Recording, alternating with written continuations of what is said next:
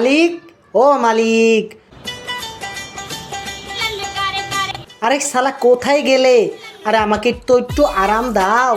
সারাদিন শালা গামের গন্ধে তো আমার জীবনটা একেবারে শেষ হয়ে গেল। শেষ পর্যন্ত তুমি আমাকে আবার বাথরুমের গন্ধে রাখলে। ঠিক বলেছিস রে ভাই।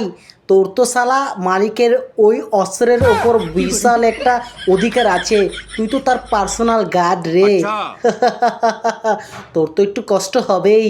তোকে সেলুট জানাতে হয় রে জাইঙ্গা, কারণ তুই মালিকের ওই গন্ধ নিয়েও এখনো পর্যন্ত বেঁচে আছিস। তোকে সেলুট রে জাইঙ্গা। উফ, এত গন্ধ কি করে সহ্য করিস রে ভাই? আমি হলে তো একেবারে শেষ হয়ে যেতাম। আমি তো মাত্র একবেলাতেই মালিকের মুখের ভেতরে ঢুকেই আমার তো একেবারে অবস্থা খারাপ হয়ে যায়। তোর তো মাত্র একবেলা ডিউটি, আর আমার তো সেই 24 ঘন্টা। কি যে গন্ধ মালিকের ওইখানটার, কিন্তু কি করব বল। আহা, কি ভাগ্য আমার, দেখ মালিকের হাত মুখ সব আমার স্পর্শেই মোছা হয়। হ্যাঁ হ্যাঁ, মালিক তো তোকে খুব পছন্দ করে এবং হাত মুখও পোছে। আর যখন হাগু করে তখন তো তোকে মালিকের পেছন পোছে। আরে ভাই টিস্যু, শোন, হাত পুচুক আর মুখই পুচুক, তোর শেষ ঠিকানা কিন্তু পেছনই পোছা।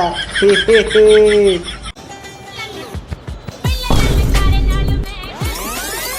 এই তোরা কি করছ এখানে? এত কথা বলছ কেন? তোদের জন্য কি একটু কথাও বলতে পারবো না ঠিক মতো? খালি পেঁচাল, কথাই কইতে পারতেছি না একটু তোর জন্য। রাখ, তোকে একটা ব্যবস্থা করতেছি আমি।